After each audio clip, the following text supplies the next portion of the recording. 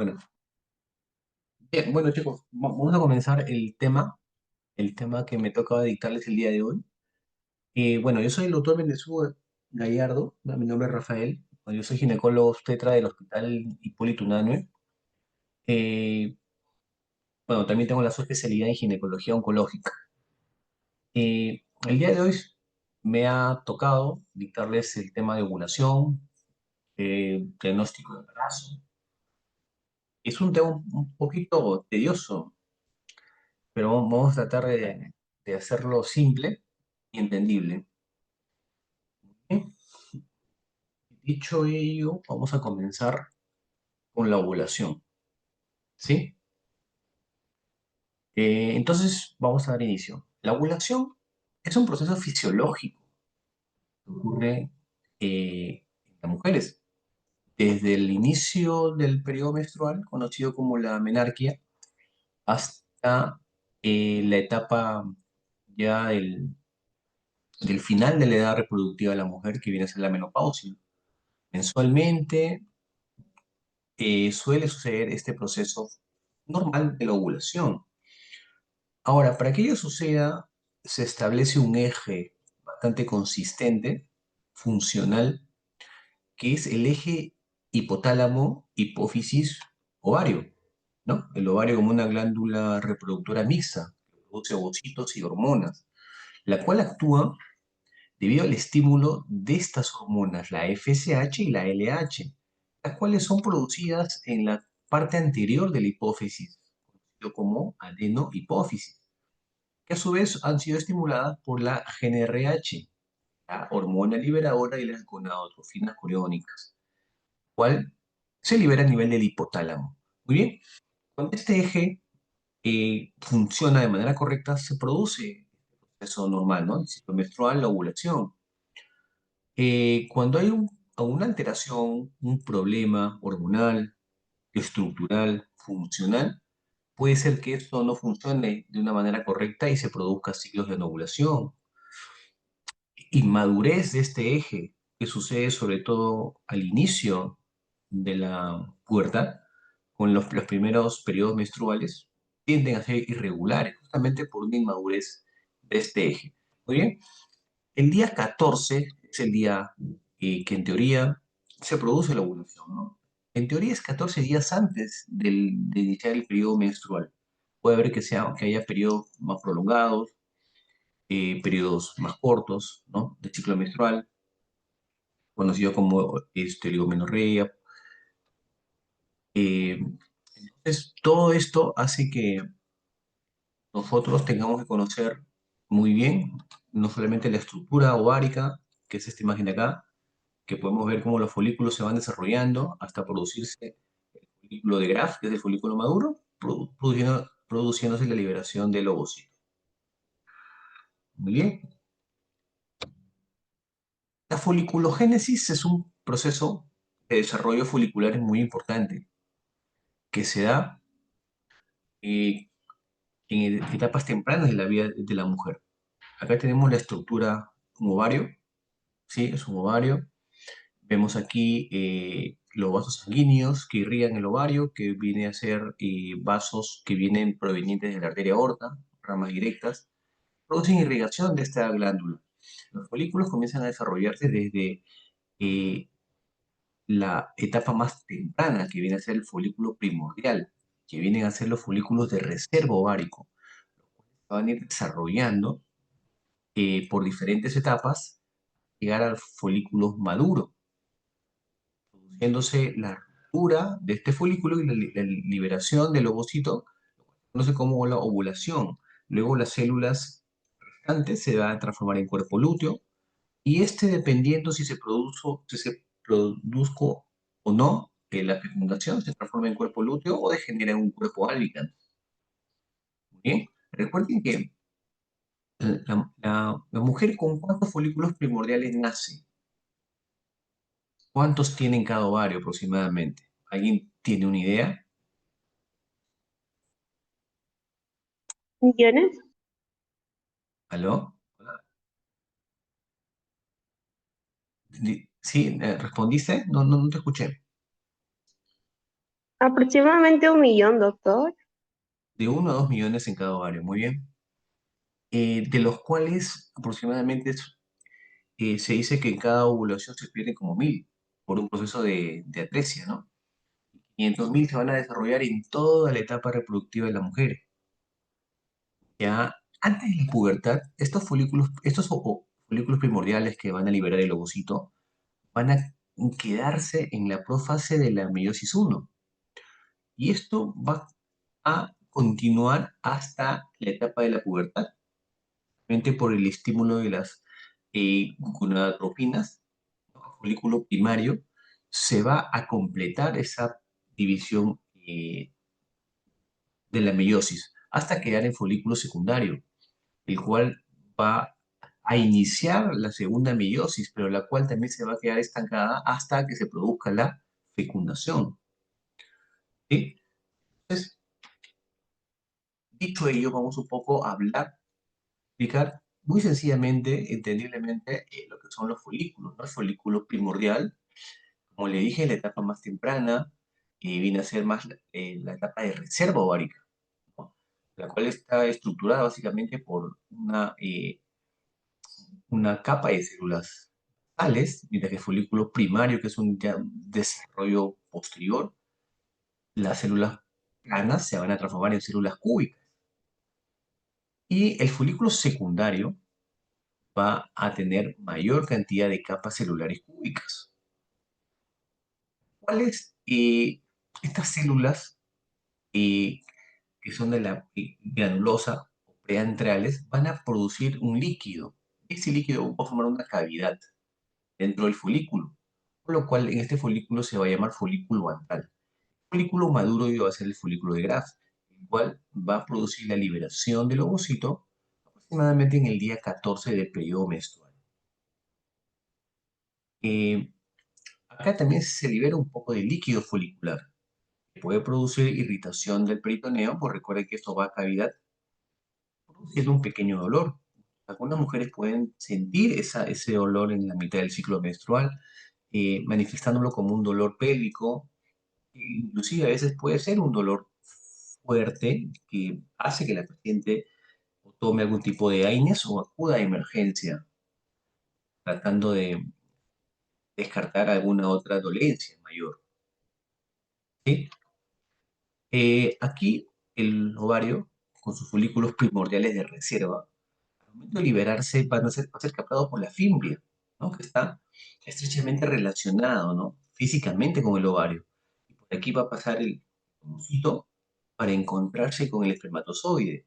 ¿En qué zona de la trompa se encuentra con mayor frecuencia el espermatozoide con el óvulo? La trompa tiene la parte fimbria, tiene la parte de la ampolla, la parte ísmica y la parte cornual. ¿En qué zona suele producirse esta fecundación con mayor frecuencia? ¿Alguien quiere responder? Almendra Torres, ¿estará?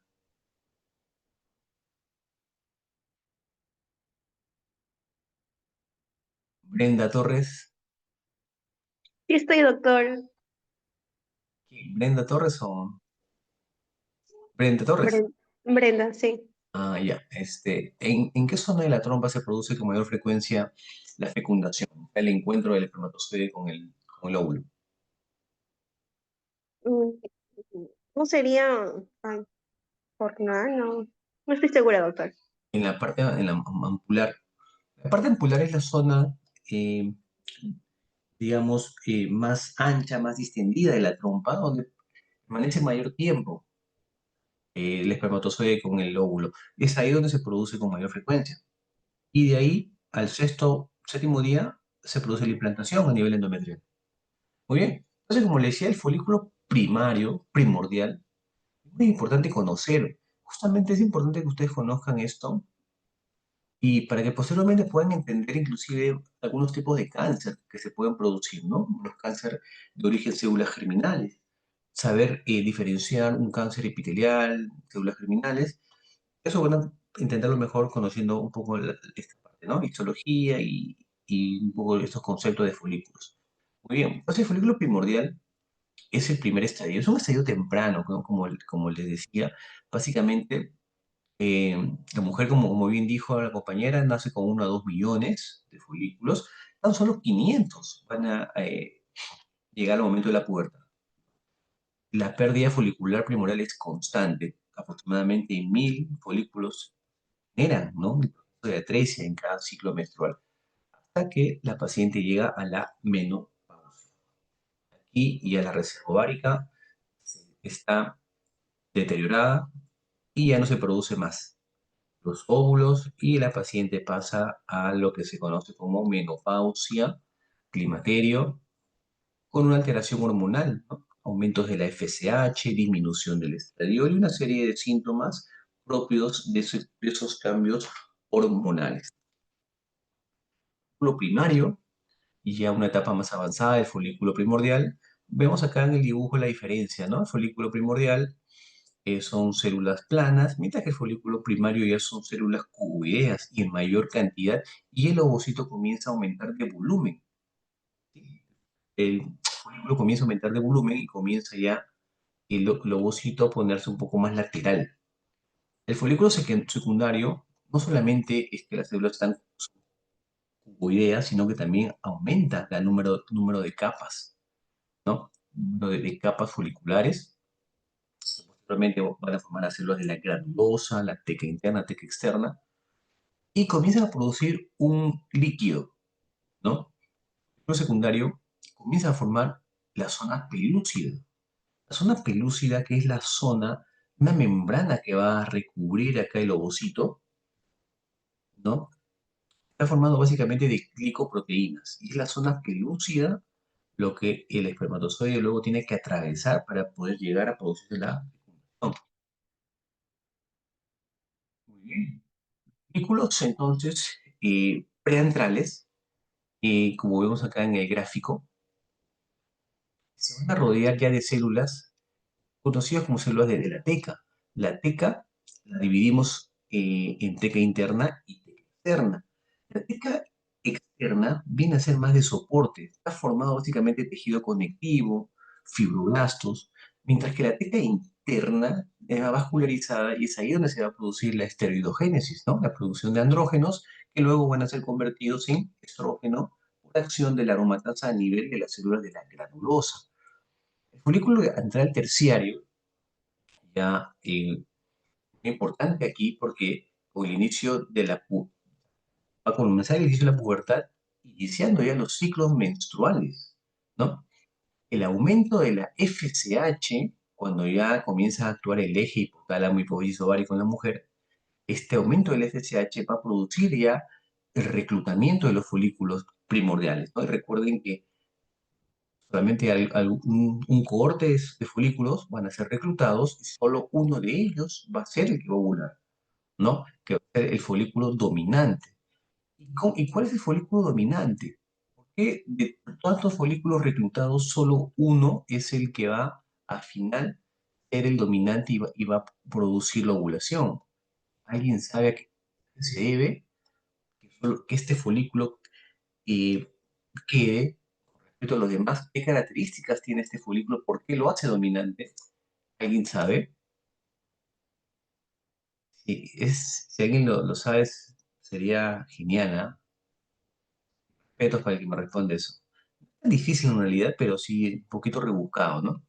Pregunta de nada, pregunta de residentado, ¿no? A veces te ponen esa pregunta. ¿Alguien podría responder de repente? A ver, Carmen Jarro Gamboa,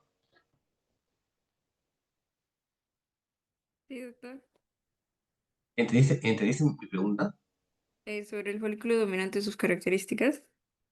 ¿Por qué, o sea, del corte de folículos primordiales, por qué uno solo queda? ¿Qué características lo hacen a que sea el elegido? Mm, el diámetro que podría tener. Algo más, a ver, piensa un poquito más, dale otra oportunidad. em,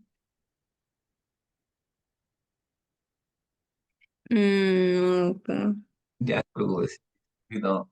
Sí, recuerda que en esta etapa primera del periodo del ciclo ovulatorio hay una dominancia de la FSH, ¿no? Recordemos la primera etapa del ciclo menstrual, la etapa folicular, que se caracteriza por un incremento del FSH. Comienzan a producirse receptores de la FSH en los folículos. Y es el folículo que tiene mayor cantidad de FSH el que va a sobrevivir con respecto al resto. El resto va a producir un fenómeno de atresia. Y el folículo dominante que tiene la mayor cantidad de receptores de la FSH es el que va a quedar. Ese va a ser el dominante, que posteriormente va a madurar y va a transformarse en folículo de grafo, ¿no? Es el crecimiento del antro, que es este espacio que nosotros vemos acá, que ha sido formado justamente acá por la migración celular, la producción del líquido de las células de la granulosa. Va quedando el ovocito localizado lateralmente, como vemos acá, rodeado siempre del cúmulus ovorus, que son células de la granulosa, y su membrana, la zona pelúcida, zona que después el espermatozoide tiene que atravesar sí o sí para que se pueda producir, ¿no? Eh, el cigoto. Muy bien. El tema de ovulación es un tema bastante amplio en sí, ¿no? Solo hablar de ovulación, nos podríamos pasar 2 horas hablando solamente de este esquema, ¿no? Que está acá. Eh, Obviamente por temas ya obvios, tenemos que resumirlo, ¿no? En este cuadro de acá. Todos sabemos, eh, creo de una manera bastante temprana en inicios de nuestra formación, inclusive hasta en colegio, ¿no? Sabemos que la ovulación se produce el día 14, ¿no? Todos saben que el día 14 es el día de peligro, porque es el día en que la mujer ovula y es el día más fértil. Sin embargo, eso es un poco más complejo que ello, ¿no? Tenemos que entender mucho el tema de la foliculogénesis, ¿no? Que les expliqué un poco. eh, Entender que el ciclo menstrual se divide en básicamente dos grandes etapas, folicular y la fase lútea, ¿no? Algunos lo dividen en cuatro, ¿no? La fase folicular, la ovulación, fase lútea y la fase menstrual. Durante la fase folicular va a haber una predominancia. ¿Alguien habló, creo? ¿Alguien quiere hablar? ¿O me pareció? Nada, ¿no? Ah, no escuché mal. Bueno, entonces en la primera fase, que es la primera mitad, 14 días, en la fase folicular va a haber una predominancia de una hormona, que es la FSH, la cual va a reclutar el primer grupo de folículos primordiales para que comience el- la maduración de este hasta el folículo de grafo. Entonces, FSH va a producir también un incremento del estrógeno. El estrógeno en la primera etapa del periodo menstrual va a incrementar como se ve en el gráfico, ¿no? Como lo podemos ver aquí, acá.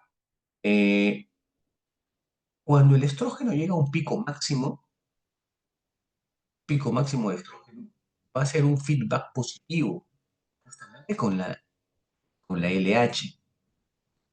Y ese se va a llamar como el pico preovulatorio, debido al feedback entre el estradiol en pico máximo y la LH. Este feedback va a producir la ovulación. Si no se produce este pico preovulatorio, no se va a producir la ovulación.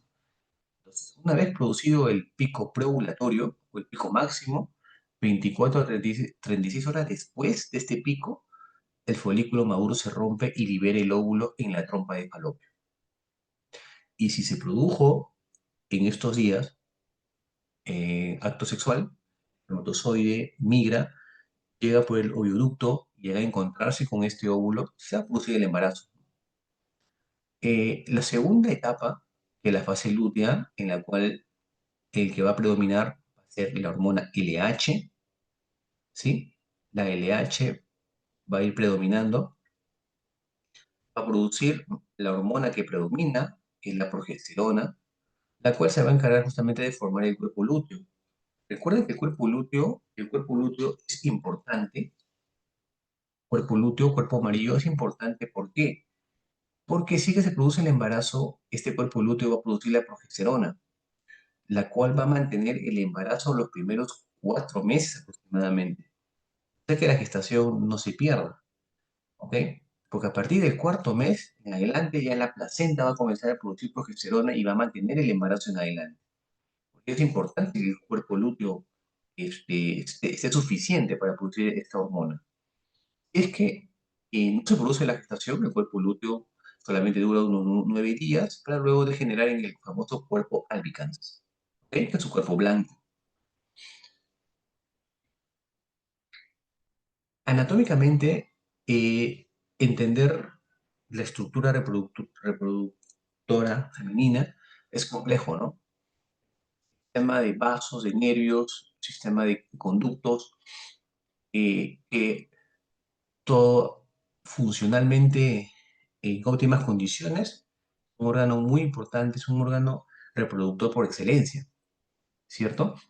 Entonces, cualquier alteración que se pueda producir en alguno de estas etapas, en alguno de estas partes, va a complicar el tema de la reproducción, ¿no? A nivel de la vagina, por ejemplo, vamos a tener algunas estenosis vaginales, eh, alteraciones estructurales vaginales, tabiques vaginales, a nivel endometrial, que es la parte interna del útero, pólipos, miomas, que también pueden dificultar esta fecundación, esta implantación, obstrucción de las trompas, producidos por las EPIs en mayor frecuencia también van a producir infertilidad, insuficiencias ováricas, ya sea por castraciones quirúrgicas, radioterapia, inclusive idiopáticas, pueden hacer que el ovario no tenga la función hormonal adecuada y esto produce una alteración en todo lo que es la funcionalidad reproductiva del útero. Muy bien.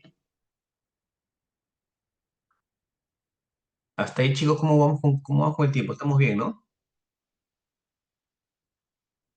Sí, doctor. Bien.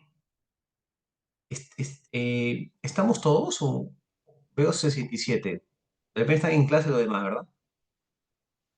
No, doctor, hay algunos que siguen en rotación, por eso no han podido entrar. Bueno, no hay problema, igual les paso las diapositivas para su examen. ¿Está bien? Sí, doctor, por favor. Sí, no te preocupes. Sí, a Gabriela le dije, la verdad es que estaba en el hospital y se me pasó. Ahora se los paso. Ya. Capacitación y reacción acrosómica. Eh, tenemos ahora que entender lo que es la capacitación espermática, que es una etapa fisiológica muy importante que se produce de manera natural, como vemos acá, la capacitación espermática, ¿no? Proceso fisiológico que ocurre en los espermatozoides. Cuando se produce la eyaculación, posterior a él, pasa que estos espermatozoides se preparen para poder realizar la fecundación del óvulo. Aquí los espermatozoides van a sufrir una serie de cambios, tanto funcionales como estructurales. Cambios en su membrana, en su movilidad, van a adquirir la capacidad de atravesar la zona pelúcida, que recuerden que es la estructura de glicoproteínas que rodea el óvulo. Entonces, para ello, el espermatozoide tiene que tener una capacitación espermática, produzca. El tema de la fecundación no es tan simple, no es tan simple. Tiene una serie de etapas que ustedes ven que tienen que realizarse de manera eficaz para que se pueda producir la fecundación. Entonces, este proceso natural de captación espermática ocurre en el tracto reproductor femenino, ¿ya? Donde los espermatozoides se capacitan para la fecundación. Entonces, estos cambios van a ser cambios no solamente estructurales, sino también en la movilidad. La movilidad ya no va a ser lineal, sino va a ser oscilante. Produce modificaciones en la membrana del espermatozoide y en su patrón de movimiento. Estos cambios son necesarios para que el espermatozoide pueda atravesar una pelúcida del óvulo, fusionarse con él, llevando a cabo la acción acrosómica. ¿Ok? Entonces, en contacto con la estructura reproductor femenino, el espermatozoide va a sufrir una serie de cambios que le va a permitir posteriormente atravesar la zona pelúcida y producirse la fecundación. Aquí vemos el espermatozoide, la estructura del espermatozoide, la cabeza formada por el acrosoma, el núcleo, el cuello y la cola, ¿no? ¿Cuál le ayuda a la movilidad? La región acrosómica es una etapa, es un proceso en el cual el espermatozoide va a liberar enzimas, como la acrosina, por ejemplo, y se fusiona con el óvulo para permitir la fecundación. Entonces, con estas enzimas que va a producir el espermatozoide, va a poder atravesar la capa pelúcida. ¿Ok? Esto ocurre después de la capacitación espermática. Es desencadenado por la zona pelúcida, la unión del espermatozoide del acrosoma con la zona pelúcida va a favorecer que esto suceda, ¿no? Que la reacción acrosómica eh, va a facilitar la penetrancia y el encuentro del espermatozoide con el óvulo. Bien, entonces, básicamente podremos resumir que la reacción acrosómica tiene varias etapas, comenzando con la capacitación, ¿no? La llegada del espermatozoide, en el cual va primero a producirse los cambios que les mencioné en el tracto reproductor femenino, cambios en la morfología como en la movilidad. Una vez el espermatozoide ya capacitado se acerca al óvulo, se va a acercar al óvulo, entra en contacto con su capa más externa, ¿ok? Que es la zona pelúcida. La interacción con esta zona pelúcida, especialmente con una estructura de la zona pelúcida, que es la glicoproteína ZP3, va a actuar como una señal para iniciar la reacción acrosómica. Va a producir la fusión de las membranas plasmáticas del espermatozoide y la membrana acrosómica externa. Se van a fusionar en varios puntos, liberando estas enzimas del acrosoma. Muy bien. Entonces, las enzimas, una vez liberadas estas enzimas, van a hacer que se pueda digerir estas partes de la zona pelúcida, permitiendo que el espermatozoide atraviese las capas y alcance la membrana del ovocito para poder, y se produce la fusión de los núcleos. Muy bien. Y un poco lo que les he mencionado, explicado en el gráfico, igual acá los pongo detallado en letras para que ustedes puedan luego leerlo y entenderlo. No sé si la clase se está grabando, pero bueno, igual acá se los he detallado, ¿no? Entonces, al llegar los espermatozoides al oviducto, van a permanecer inmóviles en la unión del útero con la trompa, hasta que llega el óvulo a la región ampular. Entonces, el ovocito a través de la zona pelúcida libera esta enzima, ¿no? La ZP3 y la ZP2, la cual se dirige a la zona de la unión uterovárica y va a activar los espermatozoides. Esto se llama hiperactivación, ¿ok? Por eh, unión con la ZP2 producido justamente por la zona pelúcida. Estos cambios van a hacer que el espermatozoide tenga justamente ese cambio, dejando de ser movimientos lineales a ser movimientos oscilantes, ¿no? Con impulsos fuertes de la cabeza, del acrosoma.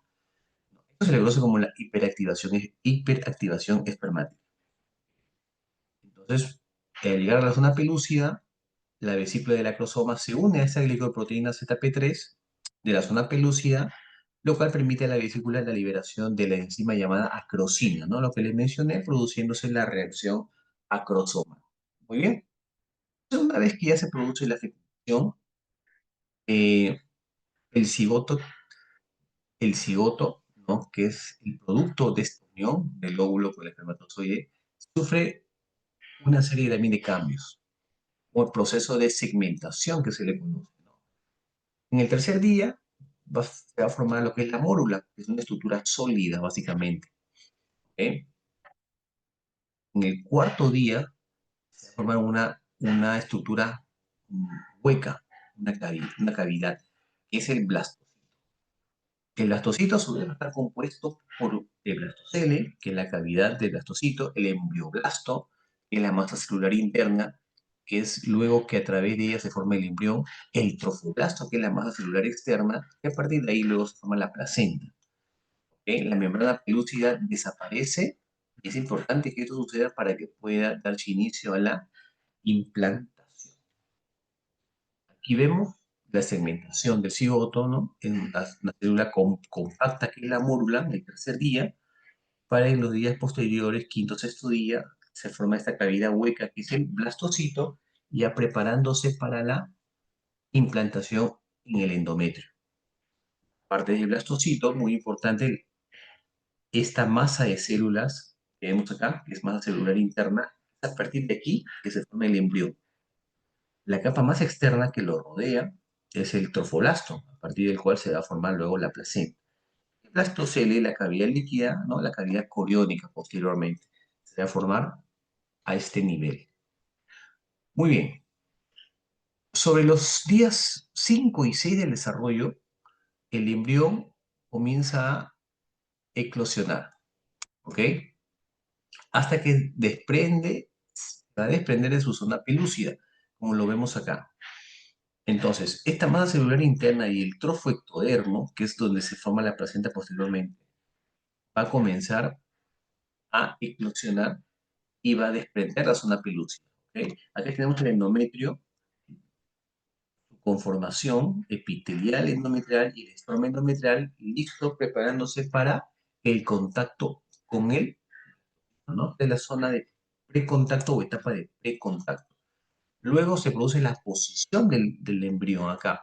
Durante esta fase el embrión busca sobre este epitelio endometrial. Se va a ir orientando de forma que la masa celular interna apunta hacia el endometrio para poder permitir la adecuada formación de la placenta posteriormente, ¿no? A través del trofoblasto. Bien. El trofoectodermo y el blastocito, ¿ya? Que es esta parte de acá, y el epitelio endometrial, ya que en la etapa de adhesión del embrión, queda unido gracias a estructuras, proteínas, que son moléculas de adhesión. Esto sucede unos 7 días tras la fecundación. Es importante saber, de 7 días de la fecundación se produce la implantación. Cuando, básicamente eso va a coincidir con el día 20 a 24 del ciclo menstrual. ¿Ok? Pero es 7 días una vez ocurrido la fecundación, ¿no? Lo que demora en migrar de la zona ampular hasta la región endometrial y produciéndose la adhesión del embrión. Muy bien.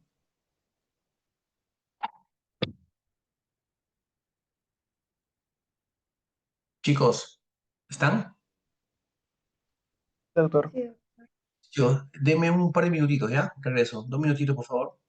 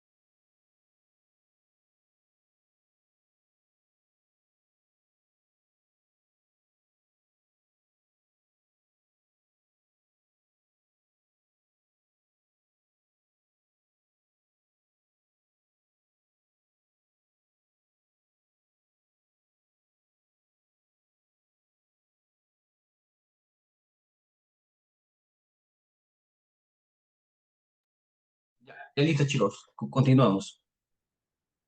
Bien. Ahora, chicos, Una vez producido la implantación, ya hacia el día 8 ya del desarrollo, vamos a tener el disco germinativo bilaminar.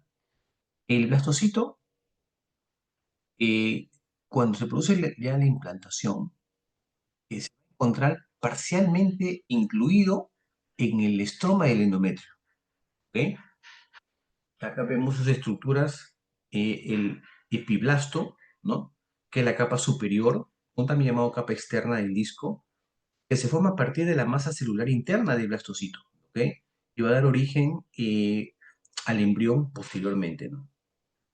El hipoblasto, acá, el hipoblasto, básicamente es la capa más inferior, también llamado capa interna. Se va a originar de la parte más interna del embrioblasto, ¿ok? Y esto va a ser el disco germinativo bilaminar. Aquí el blastocito, parcialmente incluido en el estroma, el trofoblasto se va a diferenciar en dos capas, ¿no? El citotrofoblasto, con dos capas del hipoblasto y el epiblasto, y la zona más externa, que es el sitiotrofoblasto, ¿no? Recuerden que aquí es donde se va a producir posteriormente la hormona gonadotrofina coriónica humana. ¿Ok? Bien. Hacia el día 9, ya del desarrollo embrionario, el sitio trofoblasto van a aparecer unas vacuolas aisladas, ¿ok? Y se va a formar el periodo lacunar. El sitio trofoblasto produce ya lo que son las hormonas gonadotrofinas coriónicas que pasan a la sangre materna. Y el polo embrionario, las células aplanadas que se originaron en el hipoblasto, van a formar la membrana exocelómica. ¿Ok? Esta membrana, junto con el hipoblasto, constituyen el revestimiento de la cavidad exocelómica, o también llamado saco vitelino activo. En el día 11 y 12, acá como vemos aquí, acá está el citotrofoblasto, el citotrofoblasto, el blastocito, eh, específicamente el trofoblasto, ¿no? Prolifera hacia el endometrio, ¿ok? Como vemos acá, desplazando las células epiteliales endometriales y finalmente invadiendo el estroma endometrial, ¿ok? En el día 13 de desarrollo, esta destrucción del endometrio durante esta penetración del sitio trofoblasto es la causante del ligero sangrado vaginal que algunas mujeres mencionan y que muchas veces ellas confunden este sangrado de implantación con un sangrado menstrual. Y seguramente algunas han escuchado que dicen, estoy embarazada, pero si yo he menstruado normal. Y no, no es que ese sangrado ha sido menstrual, sino que ha sido producto de la implantación, sino que en días coincide justamente coincide con el día que le tenía que venir su periodo, porque coincide con el día 28, nuevamente, ¿no? 14 más 12, 26, 26, 28 días. Entonces coincide con el día que le tenía que venir su periodo, pero no es el periodo, sino es el sangrado de implantación, ¿no? Por esta penetrancia en el estroma endometrial que obviamente produce sangrado. Muy bien. Sigue avanzando más entre el día 11 y 12. Ya aparece en la superficie interna del citotrofoblasto, en la superficie externa, el mesodermo extraembrionario. ¿Ok? Van a formar grandes cavidades en el mesodermo extraembrionario que van a confluir dando lugar al celoma extraembrionario, ya que está justamente acá en este dibujo. Este espacio que rodea el saco vitelino primitivo y la cavidad amniótica. ¿Ok? El mesodermo extraembrionario tiene dos hojas claramente definidas, que es la hoja somatopleural y la esplagnopleural. Las células del endometrio se van a tornar poliédricas con abundante glucógeno. Los espacios intercelulares van a estar ocupados por líquido extravasado y el tejido se va a tornar edematoso. Todo ello va a tener un nombre. Se va a conocer como la reacción decidual en el sitio de la implantación, ¿no? Todo ello a nivel del estroma y epitelio endometrial. Bien, en el día 13, lo importante aquí, el sitio trofoblasto se va a fusionar con el sin sitio trofoblasto, ¿ok? El hipoblasto produce células que van a emigrar hacia el interior de la membrana exocelómica, formando el saco vitelino definitivo, ¿ok? El saco vitelino definitivo. El nuestro embrionario forma la cavidad amniótica, toda esa es la cavidad amniótica, ¿ok? El mesodermo estrominario que reviste el interior del citotrofoblasto se denomina lámina coriónica, ¿ok? Se denomina lámina coriónica, y el único sitio donde el mesodermo estrominario atraviesa la cavidad coriónica va a ser un pedículo de fijación, que posteriormente, con el desarrollo de vasos sanguíneos, a este nivel de este pedículo de fijación, se va a formar el cordón umbilical, ¿ok? Entonces, este es el disco germinativo bilaminar, ¿no? Formado por el epiblasto y por el hipoblasto, ¿no? El epiblasto, como les mencionaba, que es la capa más externa, ¿ok? Va a dar origen a las células embrionarias más adelante. Y en cambio, el hipoblasto, la capa más interna, va a contribuir a formar el saco vitelino, ¿no? Nutre el embrión en sus primeras semanas, ¿ok? Ese es el disco germinativo bilaminar, ¿ok? Este disco es la primera fase en la formación del disco embrionario, de donde se desarrollará posteriormente el futuro feto, ¿ok? Durante este desarrollo se produce un proceso llamado gastrulación. La gastrulación, en el cual el disco bilaminar experimenta un proceso de división, de migración y diferenciación celular, que lo va a convertir posteriormente en disco germinativo trilaminar, con las tres capas que nosotros conocemos como ectodermo, mesodermo y endodermo. Este nuevo disco, ya de tres capas, ¿no?, es la base para la formación de todos los tejidos y todos los órganos del embrión, en un proceso que se va a conocer como organogénesis. ¿Ok? Entonces aquí se va a dar inicio ya de la organogénesis. Muy bien.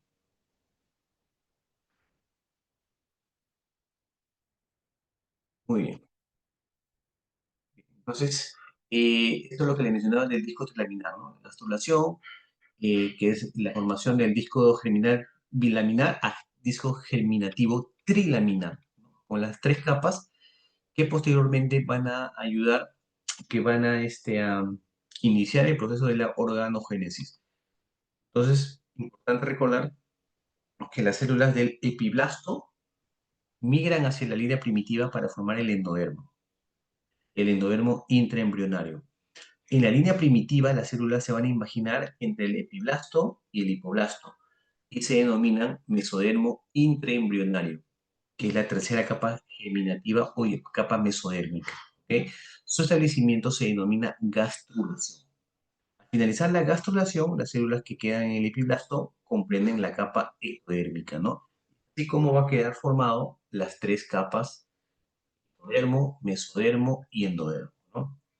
Y un gráfico para poder entender un poco todo ese desarrollo. Muy bien. Entonces, entendamos la organogénesis. Cuando hablamos de organogénesis, ¿no?, la formación de las estructuras, órganos del feto, es un proceso biológico muy importante, ¿no?, para que el feto pueda formar todos sus órganos a partir de células embrionarias primitivas, ¿no? Entonces, a partir de esas tres capas, mediante la diferenciación y especialización de las células, va a favorecer a que se pueda diferenciar todas las estructuras corporales del feto, ¿no? Y un desarrollo adecuado, ¿no?, un crecimiento adecuado, ¿no?, intrauterino. Ahora, vamos a hablar de la evolución del material cordal, el notocorda, ¿ok? Entonces, primero tenemos que saber qué es el notocorda, ¿no? El notocorda es una estructura embrionaria eh, que va a proporcionar básicamente un soporte estructural, ¿ok?, y va a dar también señales de desarrollo durante la formación del embrión. Es el eje importante, es como el eje primordial para el sistema nervioso central y el sistema esquelético. Los vertebrados degeneran a medida que se forma la columna vertebral, dejando restos en los discos intervertebrales, ¿no? Como vestigios. Entonces, este eje principal del embrión, este eje principal del cual se formará todo el esqueleto axial, se da entre los días 17 y 21, a la vez que la gastrulación y que la formación y extensión del mesodermo. Este material se forma a partir del epiblasto, ¿no? Que se introduce por el nódulo de Hensen y que avanza hacia la zona más craneal. ¿Ok? Muy bien. Este nódulo de Hensen, ¿no? Que es un nódulo primitivo, un grupo de células en el extremo anterior de la línea primitiva en los embriones, ¿no? Muy bien. Esta estructura va a organizar principalmente la gastrulación, dirigiendo la formación, ¿no? Del eje antero-posterior del embrión. Estas células están fuertemente unidas al mesodermo subyacente, son un centro inductor muy fuerte, ¿no? Inducciones son las responsables de la formación de la cabeza, sobre todo la parte del encéfalo.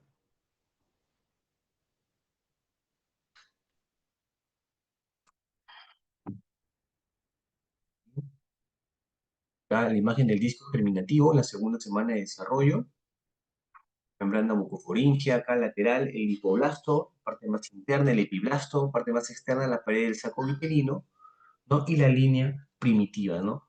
Etapas tempranas de la formación.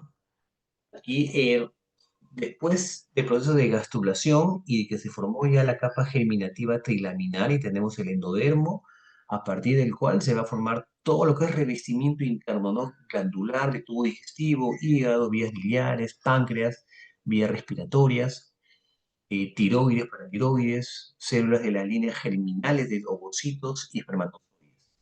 Mientras que el mesodermo, básicamente, ¿no? Soporte, esqueleto, músculo, tejido conectivo, aparato cardiovascular y renal. Y el ectodermo, tejido nervioso, epidermis y sus derivados, ¿no? Cabellos, uñas, esmalte dental, todo ello formado a partir del ectodermo. Muy bien. Entonces, en la evolución del material caudal, en el día 17, se produce la introducción de las células en dirección craneal, ¿no? Y avanzan hasta la placa sin llegar a tocarla. A medida que se introducen y acumulan, van formando el tubo cordal.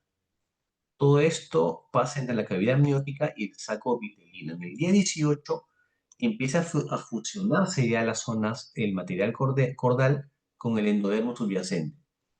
Entonces, en el día 19, el tubo pasa a llamarse canal cordal, ¿no? Todo esto ocurre en el día 19 y la fisura se hace más continua y el endodermo se interrumpe, para que en el día 20 este canal cordal se aplane y se forme la placa cordal.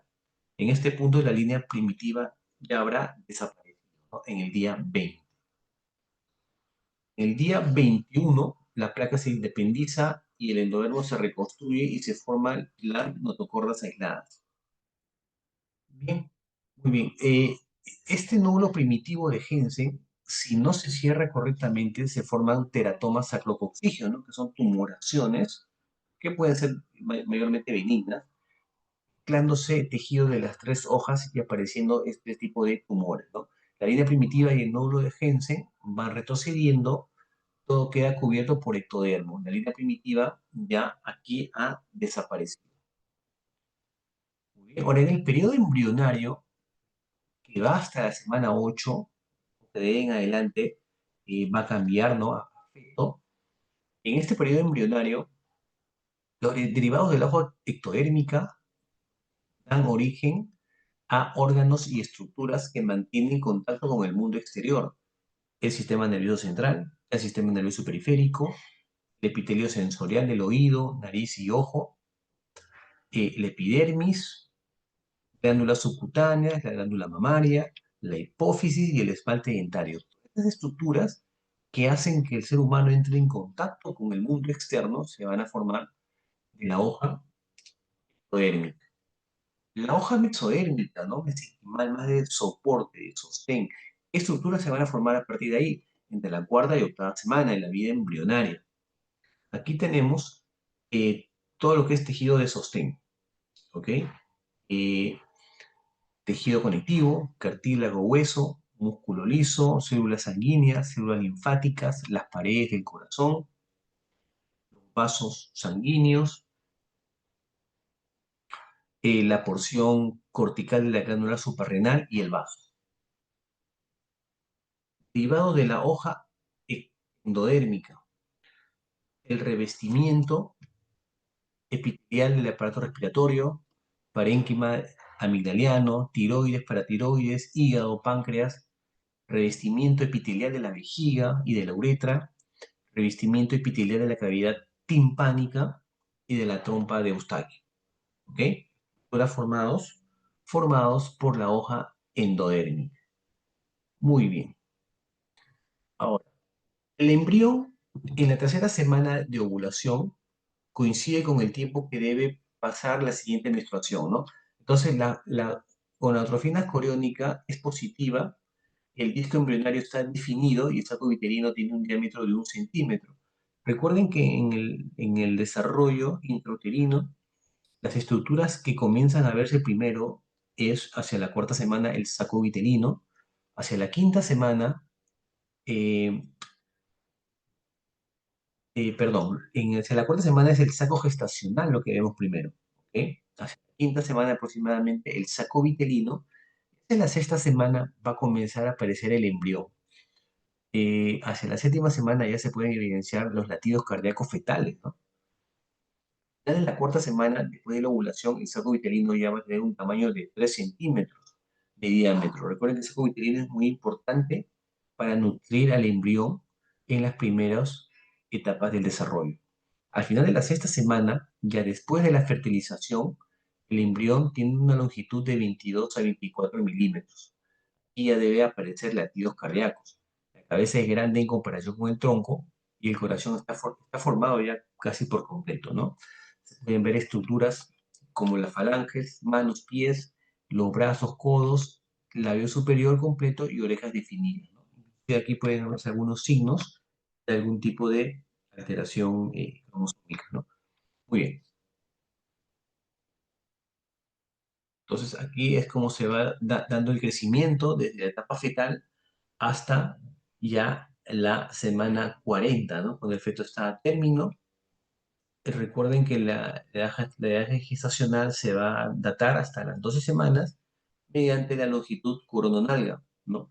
Que va a ser, va a tener una relación directa con las semanas de gestación. En el periodo fetal, la duración de la gestación aproximadamente 280 días, ¿no? Considera término a partir de las 37 semanas. Entonces aquí, desde la fecundación hasta la semana 8 de gestación, si consideramos 10 semanas luego de la aparición del último periodo menstrual, esto es el término de embrión, ¿ok? En adelante, a partir de la semana 9, el embrión ya deja de llamarse embrión y lo vamos a definir como feto. En la semana 12, el útero ya se palpa por encima de la sínfisis del pubis. La longitud cefalocraneal, 7 centímetros. En la mayoría de los huesos ya va a haber núcleos de osificación y ahí va a haber diferenciación de dedos, de manos y dedos de pies. Se desarrollan también la piel y uñas y un cabello rudimentario. Los genitales externos comienzan a mostrar signos definidos de sexo femenino y sexo masculino y también los movimientos ya pueden evidenciarse con una ecografía por vía transvaginal. En la semana 16, ya la longitud coronal o longitud craneocaudal es de 12 centímetros y el feto pesa 110 gramos. En la semana 20 pesa 300 gramos y el peso comienza a incrementarse ya de forma lineal. En la semana 24, al final de esta semana, ya pesa 630 gramos y hacia la semana 28 la longitud craneocaudal es de 25 centímetros y el feto ya pesa 1 kilo 100 gramos. La piel está cubierta por vernix gaseosa, ¿no? Y es de las 32 semanas, la longitud coronal 28 centímetros, el feto ya pesa 1800 gramos. De las 36 semanas, la longitud craneocaudal 32 centímetros y el peso 2,5 kilos. Ya al término, ya el tamaño del bebé 36 centímetros y puede llegar hasta 3,400. Recordando que se puede considerar un peso normal entre 2,500 a 4,000, ¿no? Por encima de 4,000 se considera como macrosómico. ¿Bien? Muy bien. Ahora vamos a ver el diagnóstico prenatal, ¿ya? La ecografía transvaginal es el método complementario más importante y más utilizado para valorar gestación inicial, descarte de gestación tópica o intrauterina. Podemos evidenciar con la ecografía transvaginal las estructuras previamente mencionadas, como el saco gestacional, la vesícula vitelina, el embrión, los latidos, son evidenciables claramente con la ecografía transvaginal. Inclusive algunas alteraciones morfológicas también las podemos valorar. El cariotipo fetal, que es un tipo de estudio genético, realmente lo utilizamos para detectar algún tipo de anomalías, ¿no?, estructurales en el feto. Podemos obtener la muestra para este estudio de cariotipo fetal mediante la amniocentesis o mediante la biopsia de vellosidades coriónicas. ¿Ok? Entonces, este examen genético, básicamente lo que vas a hacer es analizar los cromosomas del feto para detectar alteraciones, ¿no? Como el síndrome de Down. Estos procedimientos invasivos, tanto la amniocentesis, que es estudio de líquido amniótico, o el análisis de las velocidades coriónicas, que es tejido placentario, siendo ambos procedimientos básicamente diagnósticos, que no conllevan un bajo riesgo de aborto en realidad. En manos expertas, el riesgo de aborto o algún tipo de lesión es bastante bajo. Y el resultado de estos exámenes van a ayudar a identificar problemas genéticos que pueden afectar el desarrollo acá del feto, ¿no? Y poder planificar alguna conducta posterior, ¿no? Dependiendo del resultado de dichos exámenes. ¿Ok? Este cariotipo, que básicamente debemos entenderlo como, como una fotografía, ¿no?, del cromosoma de cada ser humano, y permite identificar alteraciones tanto en el número como en la estructura cromosómica. ¿Ok? Entonces, la amniocentesis se realiza después de la semana 14, idealmente entre las 15 a 20 semanas, ya que la cantidad de líquido amniótico sería insuficiente, ¿no? Se retira de la cavidad amniótica con una aguja de 20 o 30 ml líquido y se analiza acá algunos elementos como la fetoproteína, la cual está elevada en defectos del tubo neural, en bífida y anencefálica. La biopsia de velocidades coriónicas se obtiene de células fetales en proceso de división rápida para descartar anomalías cromosómicas y bioquímicas. Esta se puede realizar a las 8 semanas de fecundación. ¿Ok? También para evaluar algún tipo de alteración del cariotipo, ¿no? Pero no nos va a ayudar a determinar los niveles de alfa-fetoproteína. Para la alfa-fetoproteína, el examen ideal es la amniocentesis. Muy bien. Bueno, estas malformaciones genéticas, como mutación genética, distorsión muscular, trisomía 21, ¿no? Malformaciones cromosómicas, también trisomías, monosomías, todas estas alteraciones las podemos detectar mediante esos procedimientos invasivos. Muy bien. Ahora ya vamos al diagnóstico del embarazo, ¿no?, que es también otra parte del tema que nos ha tocado exponer el día de hoy.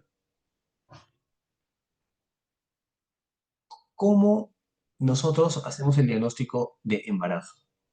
¿Cómo comenzamos este trámite, este proceso de diagnosticar embarazo? Eh, Clínicamente, biológicamente y ecográficamente. ¿Ok? ¿Alguien quiere mencionar cómo comenzamos nosotros a sospechar de un embarazo en una mujer? A ver, Brigitte, Melanie, ¿estás ahí? Sí, doctor. Podríamos empezar a sospechar por la ausencia de, en este caso, de la menstruación como primer Ya, sospecha de embarazo, ¿no? ya, muy bien. Toda amenorrea pues, es causada por embarazo o hay otras causas.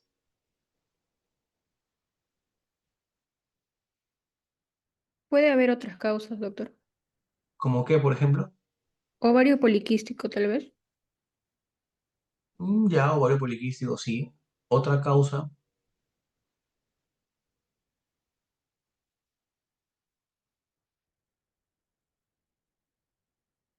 bueno, alteraciones, inclusive el estrés mismo, el ejercicio físico, este, insuficiencia ovárica, alteraciones hipofisiarias, hipotalámicas, pueden producir tema de amenorrea, ¿no? No necesariamente una amenorrea es sinónimo de embarazo, ¿no? Pero sí de sospecha de embarazo, ¿no? Entonces acá tenemos que nosotros definir lo que son los síntomas eh, presuntivos, que es básicamente lo que la paciente prefiere, ¿no? La paciente te dice, tengo náuseas, tengo vómitos, insomnio. ¿Qué otros síntomas clínicos de embarazo conocen? Le da a las mujeres embarazadas aumento de la sensibilidad de los Nostalgia. senos, perdón. Mastalgia, doctor. Justo lo que Ya, hemos... sí, sí, claro, claro. Sí, cefaleas, una serie de síntomas que la paciente te menciona, ¿ok? Ahora, lo más probables es lo que tú puedes evidenciar en la mujer, en la paciente. Obviamente también tenemos los métodos biológicos e inmunológicos, ¿no? Como las pruebas de sangre para detectar la BTCCG y los signos de certeza. Realmente es evidenciar ya el feto dentro del útero, ¿no? O estructuras fetales, latidos cardíacos fetales, que son signos de certeza, ¿no? Entonces, un BTCG elevado, si bien es cierto, me puede dar, en la mayoría de casos, positividad de embarazo. Sin embargo, también hay algunos tumores de ovario que pueden hacer que se eleve este beta, ¿no? Este beta HCG. Muy bien. Entonces, dentro de los síntomas presuntivos, la menorrea, las náuseas y vómitos, cambios, ¿no? En las mamas se van a tornar más prominentes, telangiectasias y estrías, como vemos aquí en este gráfico de acá, a nivel de los miembros inferiores, hiperpigmentación, la línea alba se transforma en línea bruna, ¿ok? Tornos urinarios, va a haber más polaquiuria, nicturia, ¿ok? Todos estos son síntomas presuntivos, ¿no? Cosas que la paciente puede observarlo, puede percibirlos y lo puede mencionar, ¿ok? Síntomas probables, signos probables, y viene a ser básicamente lo que el médico evaluador lo puede ver. Por ejemplo, cambios de la consistencia y tamaño del útero. Ya tenemos el signo de Hegar, que básicamente es un reblandecimiento a nivel del istmo uterino. Esto se puede poder evidenciar entre las 6 y 8 semanas. Esto obviamente al examen de la palpación bimanual. Igual que el signo de McDonald, también se da entre las octavas semanas, flexión del cuerpo sobre el cérvix. Se va a poder doblar el cuerpo uterino sobre el cérvix debido a un reblandecimiento a este nivel. Signo de McDonald. El signo de Piscasek, que es una asimetría del cuerno uterino justamente por la implantación más a ese nivel que en el nivel contralateral. Va a producir una asimetría a nivel del cuerno uterino. El signo de Piscasek. ¿Ok? El signo de Bonfernois, que va a ser un agrandamiento y ablandamiento del fondo uterino por la implantación a ese nivel, ¿no? Signos tradicionales que el médico lo puede evidenciar. En realidad no son muy prácticos, no son muy utilizados en la actualidad, ya que tenemos otros métodos, otra tecnología, ¿no? Menos invasiva, menos molesta para el paciente y con mayor certeza para poder diagnosticar un embarazo. Pero es importante que nosotros conozcamos estos signos probables de embarazo. El signo de Chadwick. ¿Qué es el signo de Chadwick? Es bien conocido. ¿Alguien quiere decir qué es el signo de Chadwick? Tengo pregunta de examen. Creo que es cuando hay un cambio de coloración en el cuello o en la vagina, ¿no? Algo ¿Qué así. color? Rojo, negro, amarillo. Violáceo, de color violeta. Violáceo. Muy bien. ¿Debido a qué?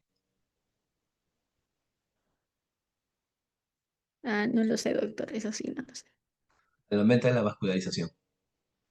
a ese nivel. Ujú. El aumento de la vascularización propio del embarazo hace que se vea una coloración violácea en la vagina y el cuello del cérvix, ¿no? Es el famoso signo de Chadwick. Las contracciones uterinas, que la paciente los puede percibir, como las contracciones de Braxton Hicks, por ejemplo. El peloteo, que también puede evidenciarse en la palpación, sobre todo cuando en las 28 semanas, en el cual el feto todavía puede moverse en el líquido amniótico y evidenciarse este signo del peloteo, ¿no? Todos estos son signos probables de embarazo. ¿Ok? Y los signos de certeza, básicamente son tres. Evidenciar los latidos cardíacos fetales, ¿no? En una ecografía travaginal, como vemos acá. Acá se está midiendo la longitud del saco gestacional, que es toda esta cavidad. Dentro de ella vemos otra estructura, otra cavidad, formada por esta capa blanca que lo recubre, que es el saco vitelino. Esta estructura de aquí, el feto.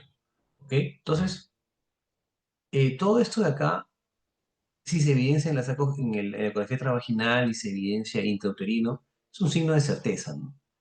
Los fetales, visualización o percepción de las partes fetales y la palpación de las partes fetales. Es para el examen clínico y obviamente en fetos grandes, ¿no? En la cual se puede, mediante las maniobras de Leopold, con 4 maniobras, puedo evidenciar y palpar partes fetales, ¿no? Son síntomas, signos de certeza de una gestación. Muy bien. Bien, chicos. ¿Alguna pregunta, chicos? ¿Un aporte de la exposición? Igual yo se las voy a pasar a la delegada. Gabriela también me ha pedido para que puedan colgarlo y puedan ustedes pasarlo, ¿no? Es un tema bastante complejo, ¿no? Sobre todo la parte de las etapas del desarrollo embrionario, ¿no? Hay puntos claves nomás que se les va a preguntar, ¿no? Es importante que ustedes conozcan para que den su examen de la mejor manera, ¿ok? ¿Alguna pregunta, chicos? Todo claro, doctor. Qué bueno. Bien, chicos, de repente ya están con hambre, es hora del almuerzo, entonces lo dejo para que sigan haciendo sus actividades. Cualquier pregunta, duda o cualquier inquietud, igual me lo pueden hacer llegar con la delegada, ¿ok? Muchas Bien, gracias. listo, gracias a ustedes Gracias, por su doctor. atención, chicos. Gracias, Listo, doctor. tengan buen día. Gracias.